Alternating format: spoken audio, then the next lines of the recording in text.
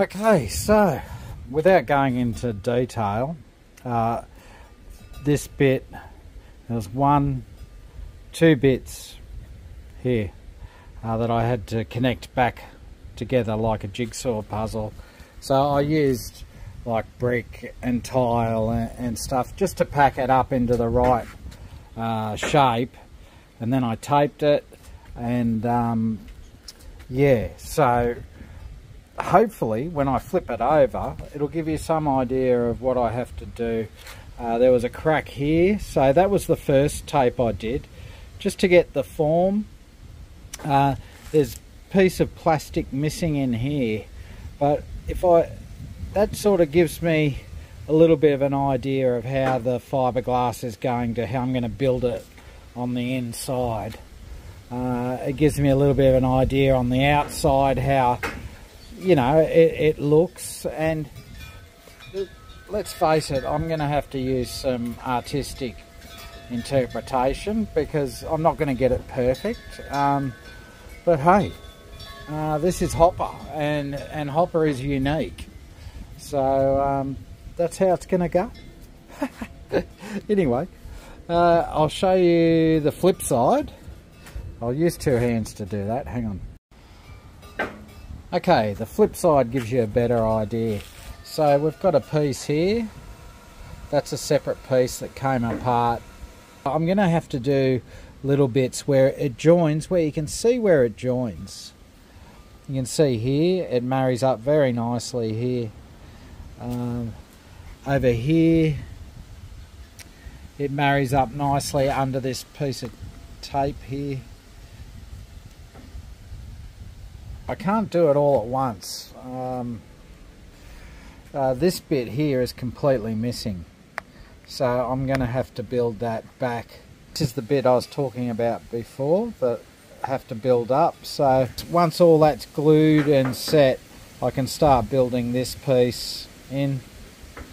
I can build this piece in, and I can get to this piece. I've got the two bits that go in here. It's sticking really well. I've left it for a couple of days to cure. One of those things with fiberglass, it takes time to cure, especially this time of year when it's not too hot. Yeah, I'm pretty happy with it actually. It feels solid, that bit, without giving it any sort of stress test at the moment. I'm going to get out of this wind. It's beanie weather. Hey Maxie boy, lady. My biggest mistake was to leave it on the bike and just ignore that it was broken, because the cracks got worse. There's cracks here that shouldn't even be there. Anyway, it's all good because I'm repairing it now. So it's all ready to go here. So what I've got is a few bits and pieces left over from my last project that I was working on my boat. Fiberglass matting. So I'm using this because it's thick. It's a reasonable thickness, and I should only have to apply one piece to this area to keep it stiff. There are bits and pieces where I have to build, but they can come later. My first priority is to put the matting around these pieces like so. I haven't cut them into proper shapes yet. So as you know, with any sort of job like this, it's 90% preparation, 10% application. So everything's sanded, ready to go. So I'm using this matting, apart from this piece here, which I'm using a little bit of weave, very thin, because it's got a subtle sort of bend in that piece. So I've got it sitting the way I think it should line up together, and then I'm going to just place this across the top just to hold it together. So when I'm building it into this piece here, I've got a foundation to work from. I'm going to grind that out a little bit and sand that out, and there's going to be other pieces that need grinding and sanding as well. So I'm going to save that for when I'm going to be grinding and sanding pieces like here, where I have to actually build, because these pieces ended up on the trail and I didn't recover. I actually went back to recover that piece, those pieces, which was amazing that I found them. Yeah, I'm going to keep moving. I'll just give you a little bit of an idea. Use your old scissors. Don't use a brand new pair of scissors doing this. You can get purpose-made fiberglass scissors, but my advice would just be use old scissors, because it does ruin the edge on your scissors. So I got the oldest pair I got, and I guess the downside is they're not very sharp. So for a piece like here, I'm going to need, it's like a triangle, so I'll just cut a rough triangle. Round edges are the best with fiberglass. Sharp edges don't seem to hold very well. I'm not a fiberglasser by any means, but I've stuffed up many a jobs in my time, so I know what works and what doesn't. So round edges are the go. Whoop.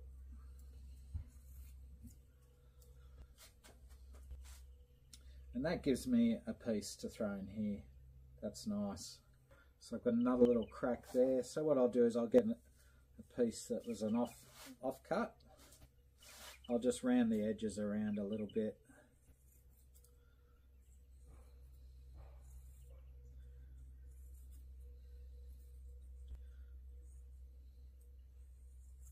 And you don't have to be too pedantic with this stuff.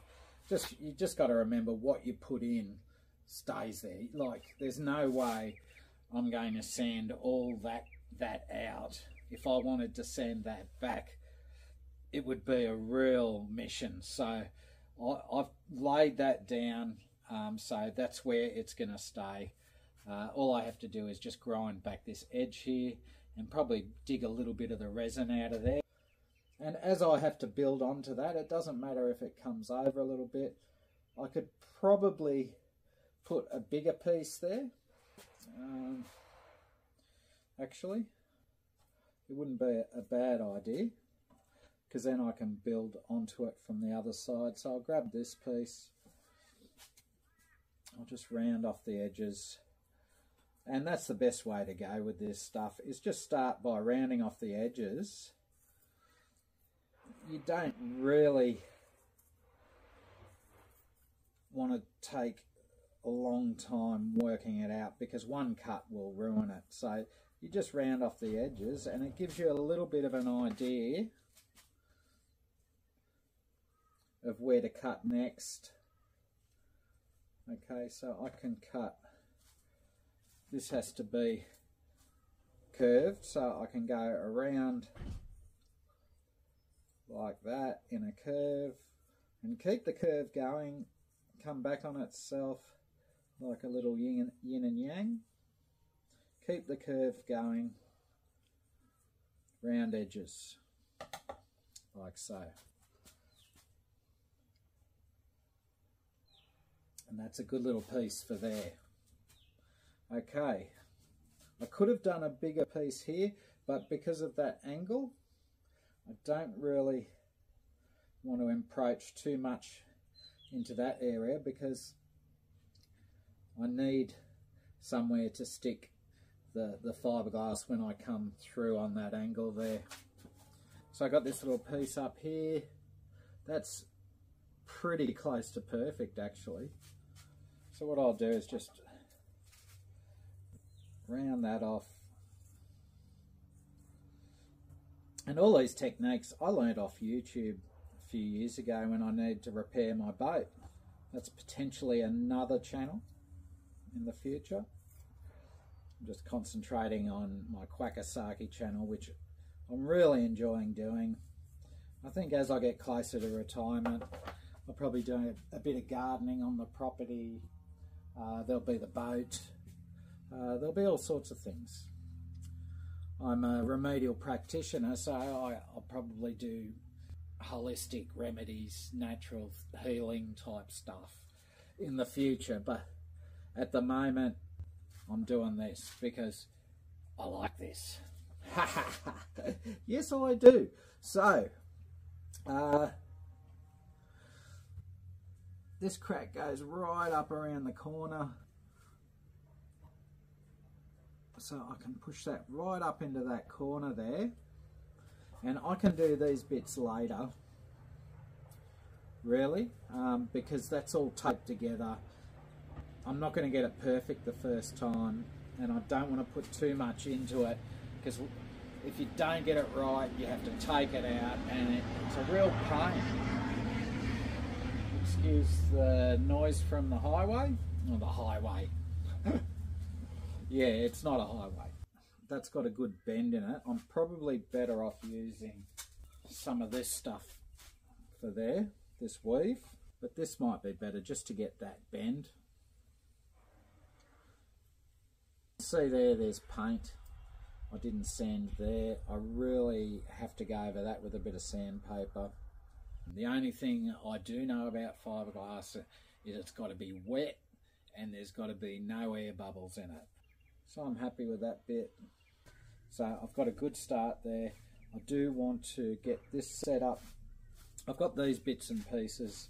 If I've got any leftover resin, I can just reinforce these bits. And I can sort of build around that area, strengthen that area around there.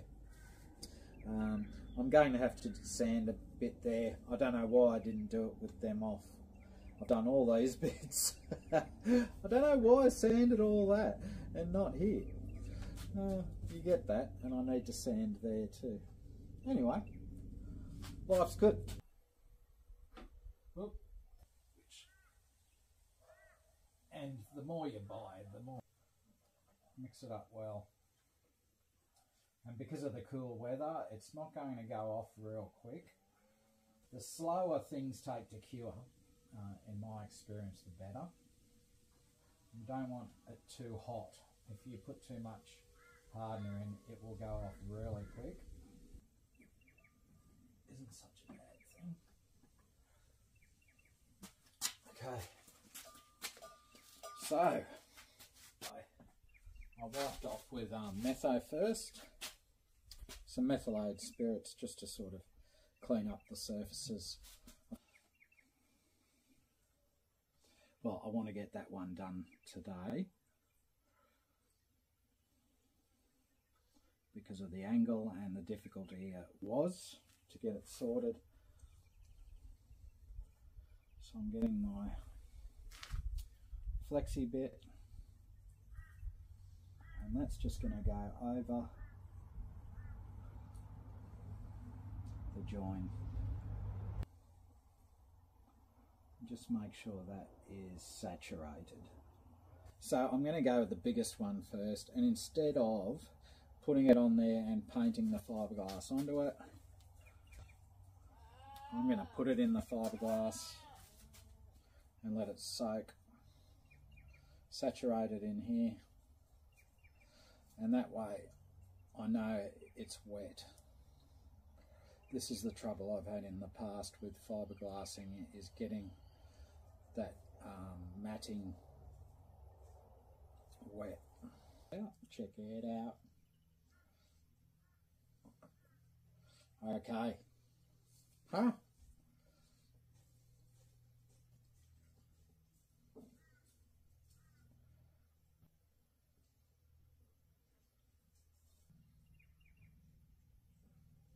Okay, done. Now I'm going to use this residual fiberglass here to wet that down.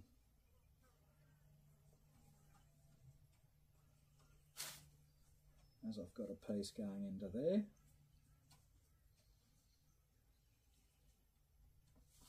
Now, I'm not a professional, guys. I'm sure there's people out there going, no, you don't do that. And fair enough. And you can tell when it's wet because it goes translucent. start to see through it. It's the same with any air bubbles. You can see air bubbles in there because they come up light in colour. So that's gone pretty well translucent. I'll get my stuff under here. And I know I'm a messy fiberglasser, but this is just how I do it.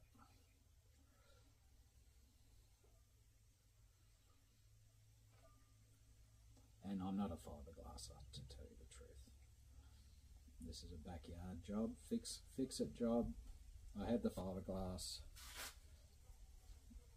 I didn't want to pay for someone else to do it. I wanted to do it myself, as it's my bike. And because this is all wet here, and this won't take much to wet, so I'm going to put this straight on onto here.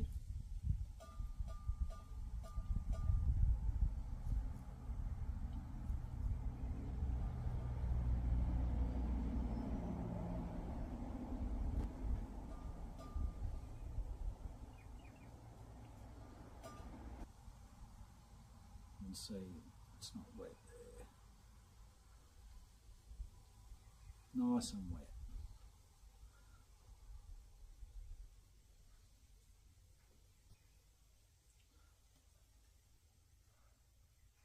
So you have to move pretty quick with resin, because if you work it too much, it doesn't really like it. Once it's sitting and it starts to cure, it's happy. Okay, I'm happy with that.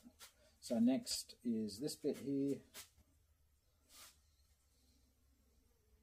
We should have, just check you've got enough. There should be enough there to wet this bit down.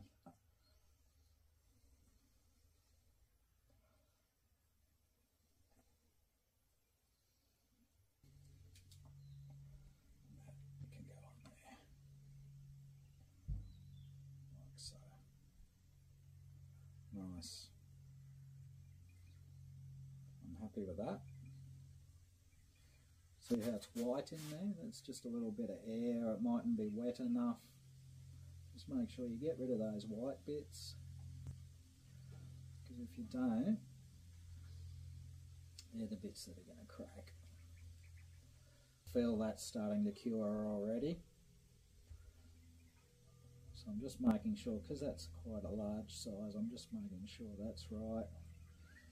It's starting to go off. Okay. Don't touch this stuff, it'll stick to your hands. Okay, so I can paint all this stuff back down into here.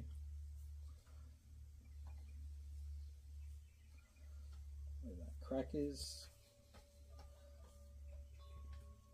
And it's starting to go off. So this might be a good example of putting down a dry piece. We'll know once it's cured.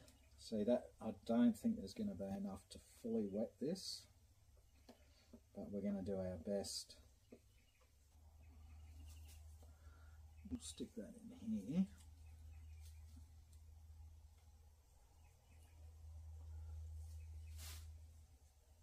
Not too bad. Not too bad at all. You can see it's white along there. It's not wet enough there, but there might be enough left in here. There's a fair bit of resin there.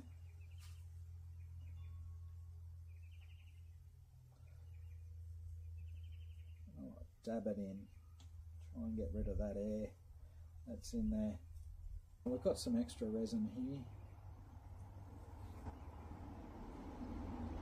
and that's probably the only downer about fiberglassing, is it's going to add some weight to the bike. Let's face it, it's a KLR.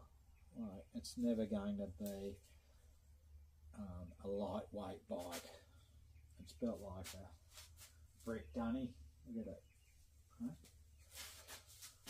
But it's the bike of the apocalypse, so hey. Alright. That's it. The good old Chinese container. They come in handy, don't they? I think I've got enough juice everywhere. Looks pretty good.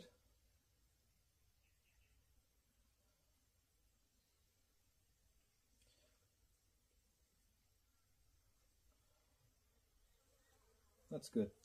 Don't mess with it too much. Just make sure all the air's poked out of it. That's pretty good. I'm happy with that. So I go to work in a couple of hours and I come back in a couple of days and that should be cured. I think that's enough for today. I can do that another day. Okay guys, I'll get back to you at the next step.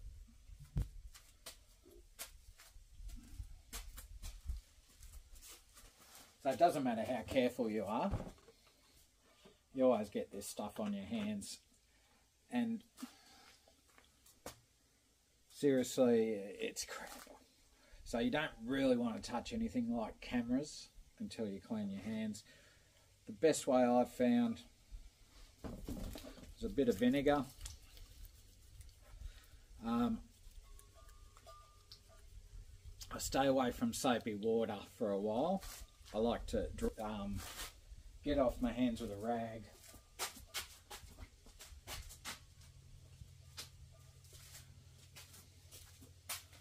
I suppose the best thing would be to wear gloves. I can feel it on my skin. A little bit more vinegar.